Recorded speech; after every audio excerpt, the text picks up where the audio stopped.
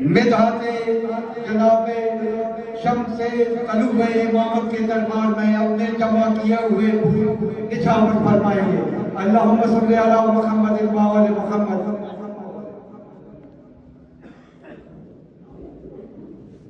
صلوات پڑھے اور محمد وآل محمد کی ذات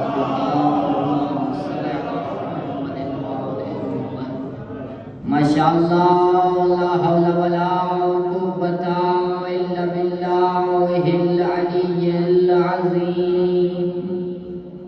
بسم اللہ الرحمن الرحیم۔ الحمدللہ الذی جعلنا من المتمسکین بولایت امیر المومنین صلوات۔ قال رسول اللہ صلی اللہ علیہ وآلہ وسلم من مات ولم يعرف امام زمانه مات میتة جاہلیہ صلوات۔ صلی علی محمد وآل محمد۔ دعا ہے خالق کائنات آپ سب کا چلایا اپنی بارگاہ میں قبول منظور فرمائے، بانیان کی توفیقات خیر میں اضافہ فرمائے۔ آج کے اس دن کے صدقے جتنے مومنین یہاں حاضر ہیں کہ جو دلی خواہش ہے مولا اپنی بارگاہ میں قبول منظور فرمائے۔ کوئی پریشان ہے تو مولا آج کی رات کے صدقے اس کی پریشانیاں دور فرمائے۔ کوئی بیمار ہے مولا اس کو بیمار کربلا کی بیماری کا واسطہ شفائے کاملہ و عاجلہ عطا فرمائے۔ تمام دعاؤں کی قبولیت کے لیے مل کر آواز بلند صلوات پڑھے محمد وآل محمد صلی علی محمد وآل محمد۔ آج کی رات یا آج کا جو دن گزر گیا ہے یہ کسی عظمت سے کم نہیں۔ آج کا جو دن گزرا ہے یہ وہ دن ہے کہ جس دن ہمارے وقت کے امام دنیا میں آئے ہیں۔ اب وقت کے امام، میں نے آپ کے سامنے رسول اللہ کا ایک فرمان پڑھا ہے کہ جو شخص مر گیا اور اپنے زمانے کے امام کی معرفت حاصل نہ کر سکا وہ جاہلیت کی موت مر گیا۔ اب یہ ہمارے لیے ایک المیہ ہے کہ بندہ مومن بھی ہو، شیعہ بھی ہو، موالی بھی ہو اور وقت کے امام کی اس کے پاس معرفت بھی نہ ہو، یہ المیہ ہے۔ تو لہذا ضروری ہے کہ جو بھی علی ابن ابی طالب کا شیعہ ہے اور پاک رسول اللہ کا امتی ہے اس کے پاس وقت کے امام کی معرفت بھی ہو۔ کیوں؟ کیونکہ اگر معرفت نہیں تو اس کا پچھلے ایمانوں پہ اگر ایمان بھی ہے، نبیوں پہ ایمان بھی ہے، اللہ پہ ایمان بھی ہے، کتاب پہ ایمان بھی ہے، دین پہ ایمان بھی ہے تو رسول اللہ کہتے ہیں اس کا اس ایمان سے کوئی فائدہ نہیں۔ کیوں؟ کیونکہ وقت کے امام کی معرفت نہیں ہے۔ اب اگر فقط امام کا نام آتا ہو اور معرفت نہ ہو تو یہ المیہ ہے۔ مومنین سوچے ذرا اس پہ، وقت کے امام کی معرفت بہت ضروری ہے۔ آج طرح طرح کے وقت کے امام پہ اعتراض ہو رہے ہیں لیکن آج ہمارا جوان اپنے وقت کے امام کی آگے سے محافظت نہیں کر سکتا، وہ چیزوں کے جواب نہیں دے سکتا۔ کیوں نہیں دے سکتا؟ اس لیے نہیں دے سکتا کہ اس کے پاس وقت کے امام کی معرفت ہے ہی نہیں۔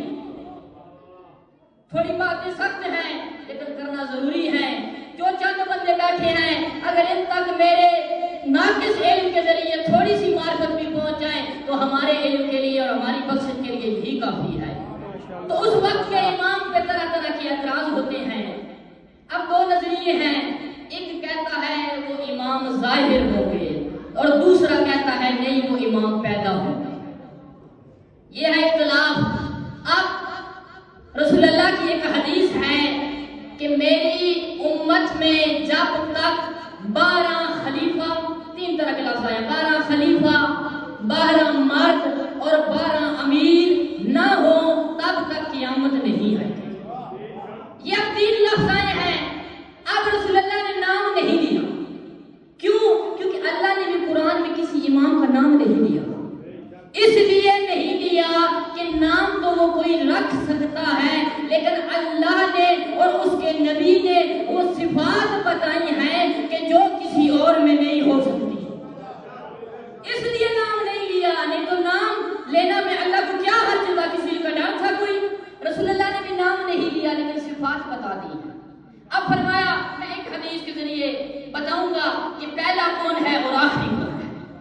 اب رسول اللہ نے کہا ہے کہ میری امت میں رجل آیا ہے، لفظ مرد، کیا آیا ہے؟ مرد، یعنی 12 مرد جب تک امت میں نہیں آئیں گے اس وقت تک قیامت نہیں آئے گی۔ اب مرد کہا ہے، یہ ایک صفت بتائی ہے، اب اسی پہ صفت پہ جانتے چلو کہ کون کون اس صفت پہ آتا ہے، تو ہم نے دیکھنا ہے۔ رسول نے کہا ہے میری امت میں 12 مرد ہوں گے، اور ذرا پہلا مرد کو دیکھے۔ رسول نے کہا کس کو ہے کہ یہ پہلا مرد ہے، تو پتا چلا غدیر کے موقع پہ بھی کہا اور خیبر والے دن بھی کہا کہ کل علم اسے دوں گا جو مرد ہوگا، قرار ہوگا، غیر فرار ہوگا، جو مرد ہوگا۔ اب وہ پہلا مرد ہے علی۔ اب دیکھتے چلو جو بھی علی جیسا ہوگا وہی رسول کا جانشین ہوگا۔ یہ ہے امام نے صفت بتائی۔ اب ہے مرد، اور کیوں ضروری ہے امت کے لیے ایک مرد کا ہونا، ایک حاکم کا ہونا؟ کیوں؟ کیونکہ اس کی وجہ اللہ نے قرآن میں بتائی۔ کیا بتائی ہے؟ سورہ بنی اسرائیل میں اللہ کہتا ہے یوم ندعو کل اناس بامامہم، محشر کے دن ہر شخص کو اس کے امام کے ساتھ اٹھایا جائے گا۔ تو میں سوال کرتا ہوں جو کہتے ہیں آج امام ہے ہی نہیں تو ان کو اٹھایا کس کے ساتھ جائے گا؟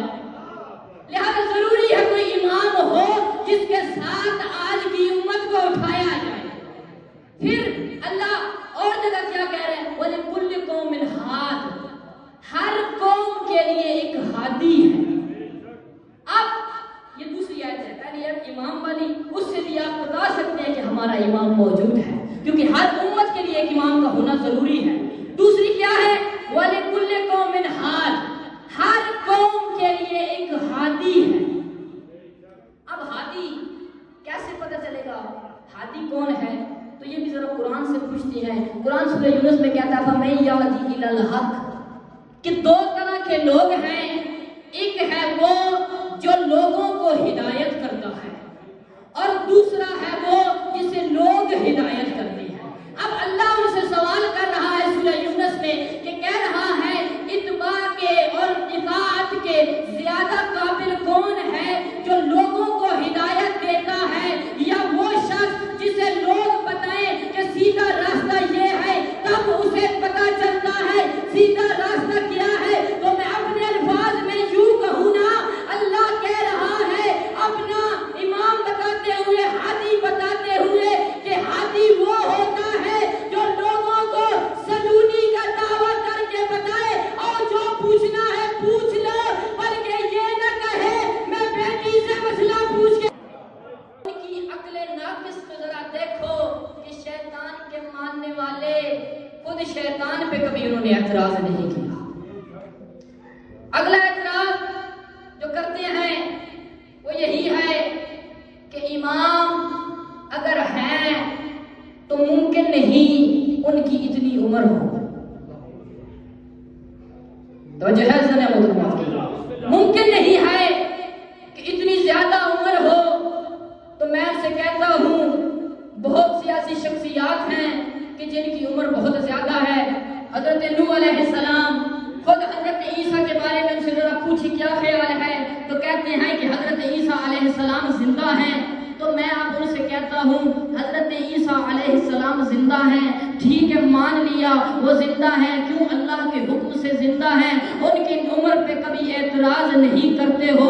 تو اور ذرا دیکھتے ہیں جناب عیسیٰ علیہ السلام ہیں کون؟ جناب عیسیٰ علیہ السلام ہیں کون؟ تو جب ہمارے قائم ظہور کریں گے تو جناب عیسیٰ علیہ السلام بھی آئیں گے، قائم پڑھائیں گے نماز، جناب عیسیٰ ہوں گے مقتدی،